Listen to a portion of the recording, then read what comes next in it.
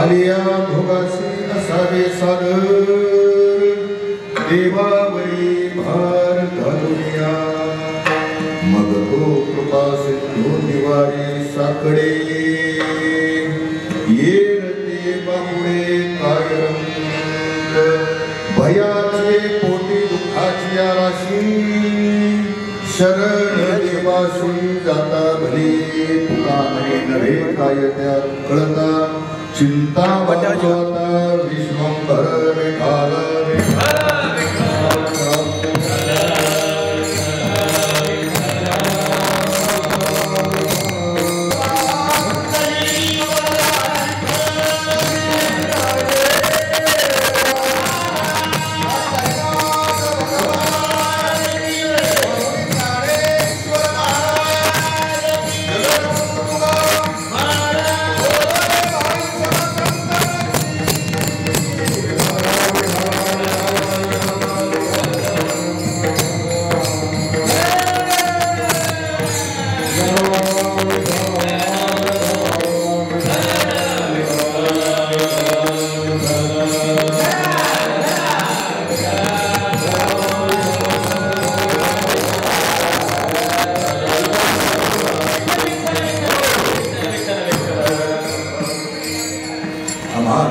शब्दांचित रत्ने शब्दांचित शस्त्री यज्ञ करून शब्द हे आमच्या जीवाचे जीवन शब्द कामणे पहा शब्दाची देव शब्देची गौरव पूजा करू माझ्या प्रेमच बोलावितो आधी सकळाचे अंतरे नारायण न करावा द्वेष कोणाचा मत्सर हा तव विचार जाणवा मी तुका म्हणे दोष नाही विचारे एकाची उत्तरे शिकविता पांडुरंगा करो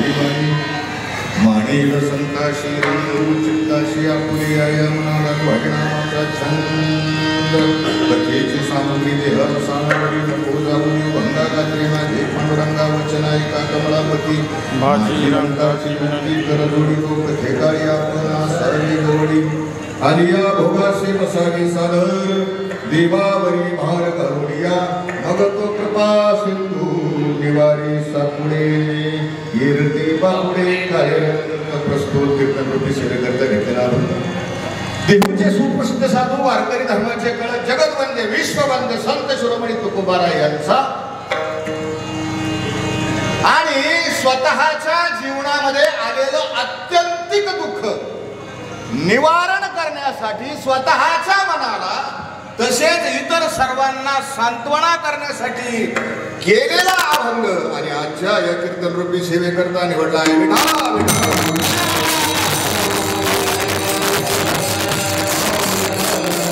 अभंगाचा सरळ सरळ शब्दार्थ अभंगाच्या पाठीमागची भूमिका अशी आहे हा संसार दुःखाचा आहे या संसारामध्ये आलेल्या प्रत्येक जीवाला दुःख होणार आहेच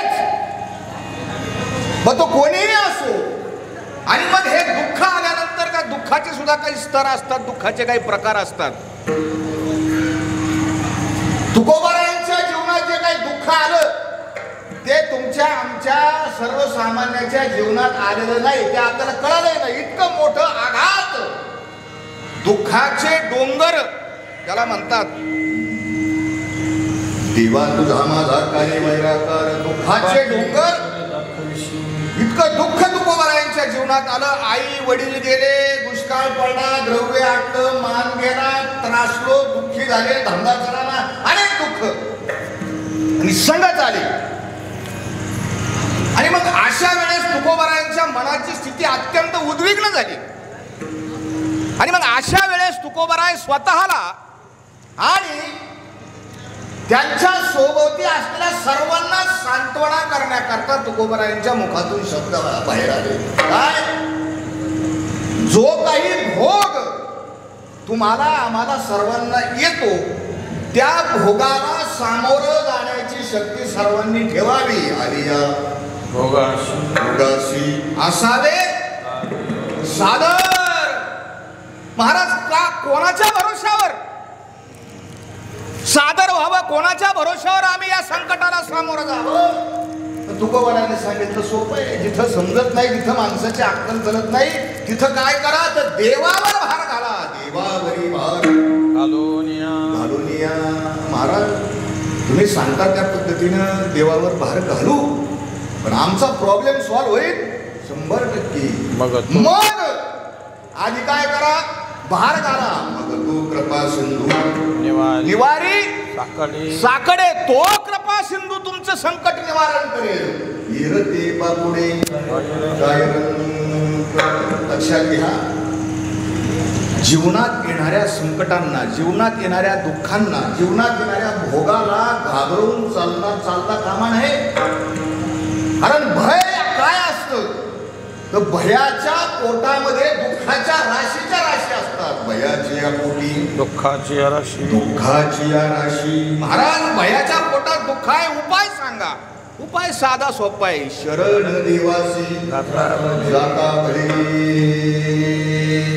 महाराज तुम्ही त्या देवाचं एवढं वर्णन केलं, त्याला काही कळत नाही का? हो, त्याला सगळं काही कळतं. तुका म्हणे काही नव्हे त्या कळत्या. उपाय मात्र एकच आहे. चिंतावत विश्वभर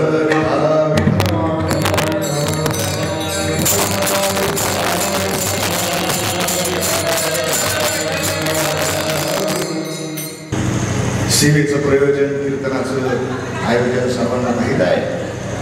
बरोबर 1 वर्षापूर्वी या गावाच्या मोठ्या उदरामध्ये ज्यांनी तुमच्या आमच्या सर्वांचे परिचित असलेले, नातेसंबंध असलेले अप्पासाहेब बाबूराव खुले यांचं 1 वर्षापूर्वी देहावसन झालं.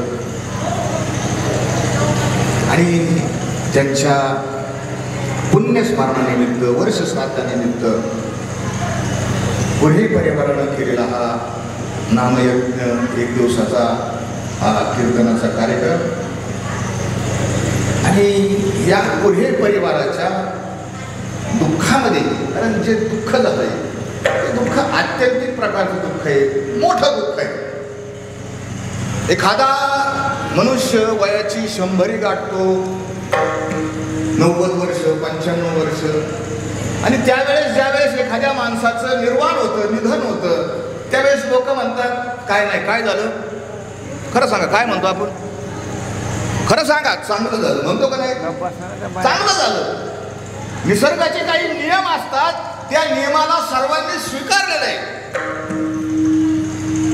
जिथं सूर्योदय होतो तिथं सूर्यास्त होणार, हे काय हे निश्चित आहे, ठरलेलं आहे.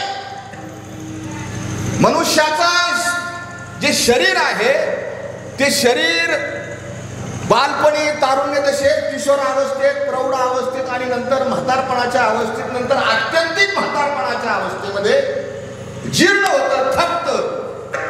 त्यावेळेस आपण काय म्हणतो? पान काय झाले? पिकलं पान हे कधी ना कधी गळून पडणार. पण आमच्या आप्पासाहेबांचं पान काय पिकलेलं नव्हतं. वयाच्या 60व्या वर्षी, म्हणजे ज्या दिवशी रिटायर ते झाले, बरोबर ना? रिटायरचा म्हणजे तो काय कार्यक्रम असतो, निरोप समारंभ, रिटायरमेंटचा कार्यक्रम झाला. आणि आता म्हणजे माझा एक फोन झाला, म्हणजे आता महाराज रिटायरमेंटचा कार्यक्रम झाला, आता इथून पुढचं आपलं जीवन परमार्थात. मला आता आठरे महाराजांनी सांगितलं, सगळ्यांनी सांगितलं, म्हणजे फाटके जे दिंडीचे सहकारी आहेत त्यांचे, त्या वर्षी, नेमकं त्या वर्षी हे वारीमध्ये आले. आणि मग पंढरीच्या वारीमध्ये काय आनंद असतो, किती सुख असतं. सुखा लागी जरी करशी तळमळ तरी तू पंढरीचा एक वेळ. आणि पहिल्या वेळेस त्यांनी पंढरीची वारी केली, इतका आनंद त्यांना झाला. त्या सगळ्या सहकार्यांना म्हणले, आता काय तात्याला मी इथून पुढे, तात्यांनी म्हणजे आमच्या संभाजीरावने अनेक वर्ष वारी केली, पण आता म्हणले इथून पुढची वारी कोण करणार? मी करणार. असा आनंद एक संकल्प सोडला आणि पहा काळ किती अनाकलनीय असतो. काळाच्या पोटामध्ये किंवा काळाच्या मनामध्ये काय असतं हे तुमच्या आमच्या सारख्या सामान्याला कळत नाही. आपण रोज हरिपाठात रोज काकड्यात आपण म्हणतो क्षणभंगूर नाही भरवसा, क्षणाचाही भरोसा नाही. किंवा तोंडामध्ये घास घातलाय, रस गिळू सत्ता नाही.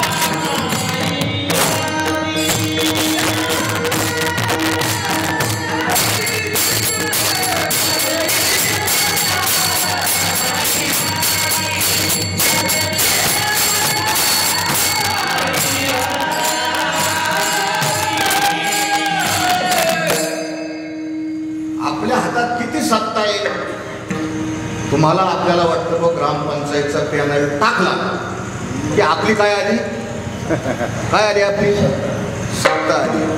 आपली ग्रामपंचायतमध्ये सत्ता आली, आपली तालुक्यात सत्ता आली, जिल्हा परिषदमध्ये आली, पंचायत आता येई नसते सगळं भानगड तिथं काही सांगत नाही.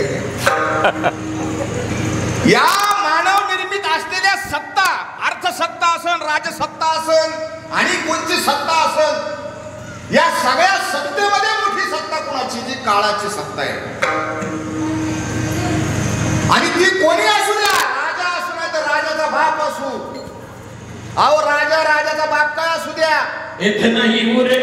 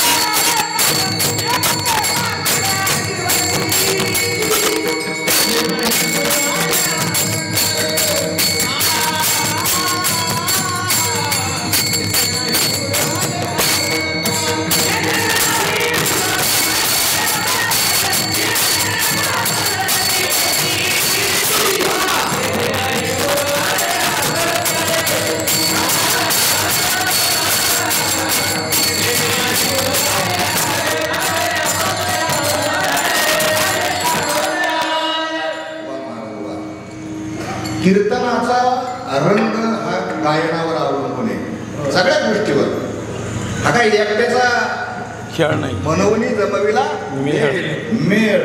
आणि म्हणून रंगदेवता नामदेव महाराजांनी वंदन केले, आता मनोरंग भूमिका कीर्तने उभे होती लोका, टाळ मृदंग श्रोते देखा, तया माझे नमन दंडवत. इथं देव सुद्धा थांबले नाही. प्रभू श्रीरामचंद्र थांबलेले नाहीत, भगवान श्रीकृष्ण थांबलेले नाहीत. या युगाचे प्रवर्तक असलेले आपल्या महाराष्ट्राच्या मातीतून ज्यांनी जगामध्ये नाव आपलं आजरामण केलं असे छत्रपती शिवाजी महाराज असतील, संभाजी महाराज असतील, स्वातंत्र्य सैनिक असतील, महामानव असतील, हुतात्मे असतील, ज्यांची समाजाला देशाला गरज होती, त्यांना सुद्धा थांबता आलं नाही. दिल्ली बिंदीला शरण झाला पुरंदर येरते. आपण काय पामर आहेत, अवतार नाही थांबले महाराज. ह्या काळाचा महिमा आहे. पण तरी पण आम्हाला प्रश्न पडतो की जी माणसं चांगली असतात, जी माणसं सज्जन असतात, ज्यांचं नाव घेतलं तर पुण्य होतं, पुण्यवंत व्हावे, अशा पुण्यवान माणसापैकी एक असलेले आमचे आप्पासाहेब होते. कधी कुणाला त्यांच्या संबंध आयुष्यामध्ये त्यांनी जी वर नोकरी केली असेल, त्यांचा जो परिवार असेल, त्यांचा जो नातेसंबंध असेल, आमच्या या आप्पासाहेबांनी कधी कुणाला दुखवलं नाही. मनुष्य गेल्यानंतर त्याच्या गुणाचं वर्णन होतं. संतांनी गुणाचंच वर्णन गायलंय. गुण गायीन आवडी व्हावा वाटे जना, तुका म्हणे साठी गुणा. गुणासाठी माणसं पाहिजे असतात, असे गुण आहेत महाराज. शुद्ध पिजा पोटी दुःख आहे महाराज. आई शकुंतलाबाई, आईच्या देखत मुलानं जाणं फार दुःख आहे. बहिणी आहेत 5, इंदिराबाई, मीनाबाई, उषाबाई, आशाबाई, कल्पनाबाई, त्यांच्या पत्नी सौ श्रीमती रंजनाबाई, मुलगी श्वेता, मुलगा अनिकेत, त्यांचे बंधू संभाजीराव, त्यांचे सगळे फार मोठा परिवार आहे. सगळे मित्र त्यांच्या कारखान्यातले. दशक्रियेच्या वेळेस आजही मला एक जणाची श्रद्धांजली आठवते. त्यांच्या त्या कारखान्यामध्ये असलेले एक सय्यद नावाचे त्यांचे सहकारी आले का, ते काय माहिती आले का नाही. त्यांनी श्रद्धा, मुसलमान माणूस आहे, पण त्या माणसाने सांगितलं की आमच्या बरोबर आप्पासाहेबांनी 30 वर्ष सेवा केली, सगळ्या माणसाला सांभाळून घेतलं. असा माणूस कसा गेला, हाच प्रश्न तुकाराम महाराजांनी देवाला विचारलाय. अरे देवा, हे काय तुझ्या राज्यात काही न्याय आहे का नाही? पुण्यवंत पाताळुकी, दरिद्री तो भाग्यवंत केला, कीर्तिवानाचा अपमान केला, आणि मान कोणला लग्नात फेटे कोणला घातले? स्वार्थाचा लग्नात फेटे कोणला घालता? स्वार्थाचा. अहो, ज्यांनी डांबार खाल्लं, गेलं फाटक्या तोंडाचा माणूस आहे. लग्नात फेटे कोणला घालतो आपण? ज्यांनी सगळ्या ठिकाणी पैसे खाल्ले. महाराज चोरट्याचा काय वाढवला? बहुमान वाढवला. तुझा दरबार कसा झालाय? एवढंच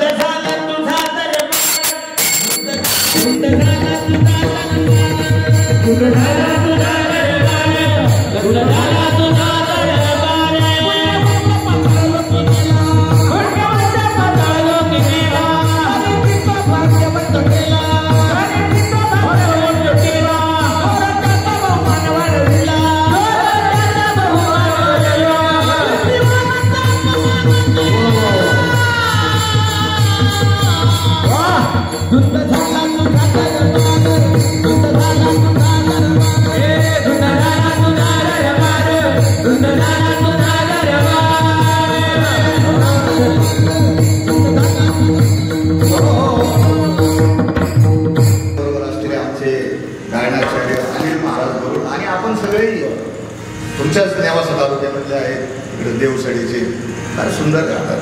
पण आता आपल्याकडे वेळेचं फार बंधन आहे. तुकोबरायांनी भोगे महाराज देवाला प्रश्न विचारला.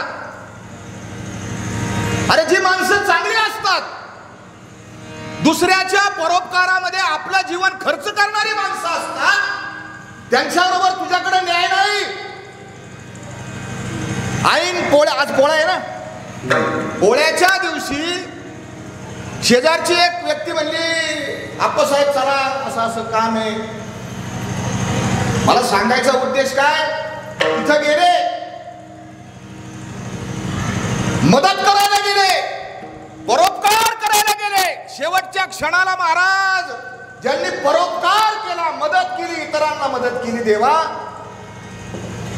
तू असं काय घात केला आमच्या बरोबर? हे पुराणातले दाखले सगळे दिले महाराज त्यांनी. हरिश्चंद्र राजा, आता मी काही सगळ्या कथा सांगणार नाही. एवढी हरिश्चंद्राचे वैभव, राज्य, घोडे, हत्ती, सर्व, पुत्र, पत्नी, जीव, डोंबा घरी वापवली.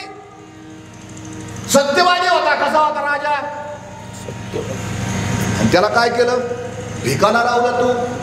जो दानशूर होता, राजा श्री चक्रवर्ती, उदार दयाळू भूपती, तुळविले आणि ती मांस त्याची मांडी कापून खाल्ली. दुःख किती भयानक आहे पहा. तुमच्या महिला मंडळाला एक कथा माहिती असेल,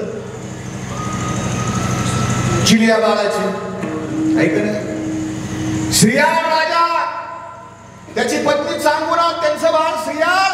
अरे देवा, तू रूप घेतलं त्यांच्या घरी, काय केलं तू? राजा श्रीयाळाच्या घरी घरने मांडले मुरारी. आणि काय मागितलं देवा तू? पोरग. पोरग? अरे काय आमच्या डोक्याच्या बाहेर आहे सगळं. तुझं भावे जे भजती, तुझं भावे जे भजती, तुझं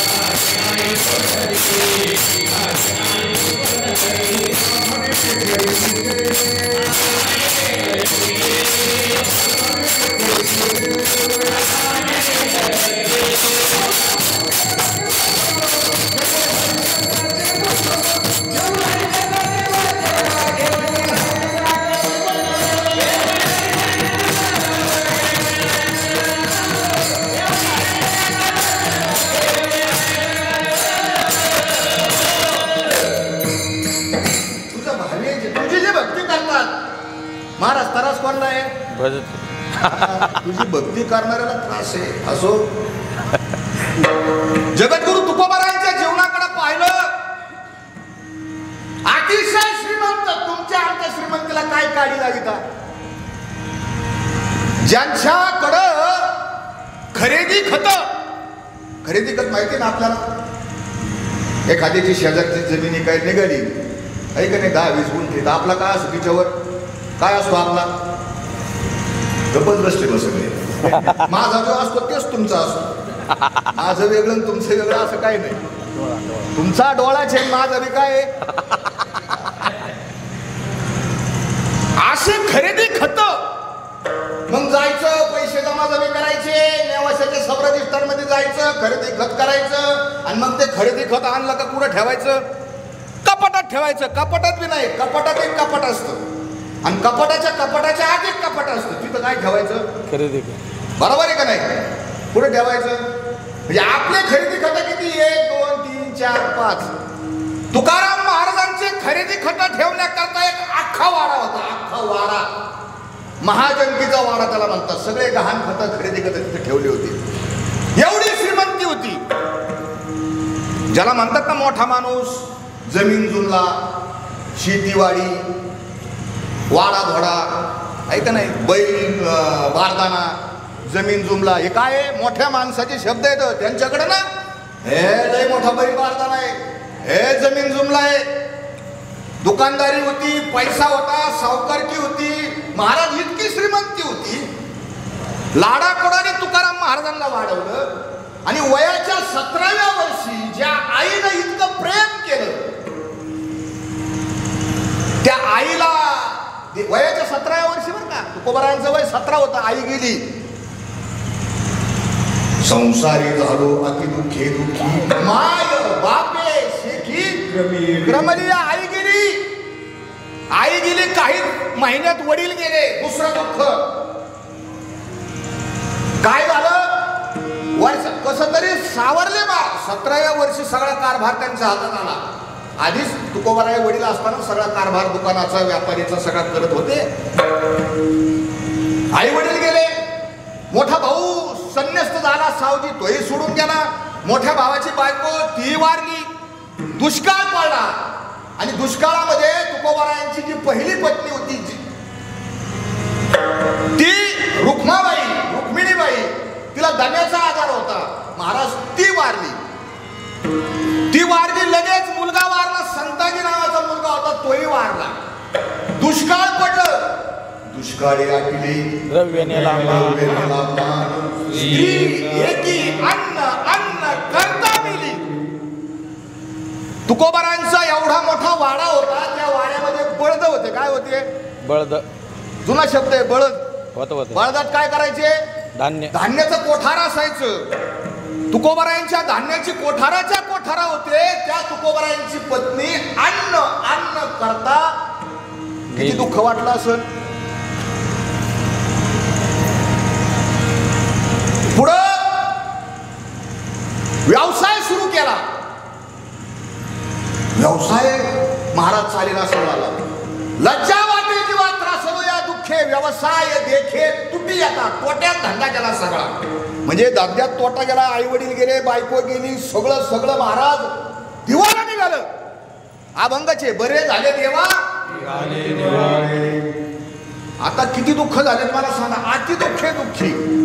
आणि मग अशा कालखंडामध्ये प्रत्येक माणूस तुकोबारायांकडे यायचा महाराज. आणि लोक कसे तर लोक म्हणजे लोकच असतात. लोकांच्या जिभेला काय नसतं, बरोबर आहे ना. लोकांच्या जिभेला हाड नसतं महाराज. लोक तुकाराम महाराजांना नावं ठेवीत होती. म्हणजे एवढं सगळं झाल्यानंतर तुकाराम महाराज माझ्या भंडारा डोंगरावर बसले आणि त्यांनी त्यांच्या मनातच विचार सुरू केला. विचार फार महत्वाचा आहे. विचारा वाचून हाची करावं. विचार करायला लागले महाराज. विचार करायला लागले आणि विचार करताना त्यांच्या लक्षात आलं की कशी माझ्या मनाला सांत्वना द्यावी हे न कळणार आहे. जो मनुष्य आयुष्यभर किलोवॅट म्हणजे केव्हीच्या लाईटीचं काम करीत होता, त्या कारखान्यामध्ये मोठ्या लाईटीचं काम करत होता, एवढ्या मोठ्या लाईटीच्या याच्यात काम करताना त्यांना काही टच नाही झाला, अशा आमच्या आप्पासाहेबाला इतक्या बारीक त्या मोटरीचा करंट लागावा कळत नाही महाराज. तुकोबारायांच्या लक्षात आलं अरे बाबा असं कसं झालं कसं झालं. आणि मग तुकोबारायांनी विचार करून थोडे स्थिर झाले. ते स्थिर झाले आणि तुकोबारायांनी निश्चय केला आता काय, आता जे भोग आपल्या वाट्याला आले, जे दुःख आपल्या वाट्याला आलं त्याला आता काय करायचं, सामोरं जायचं. अभंगाचं पहिलं चरण.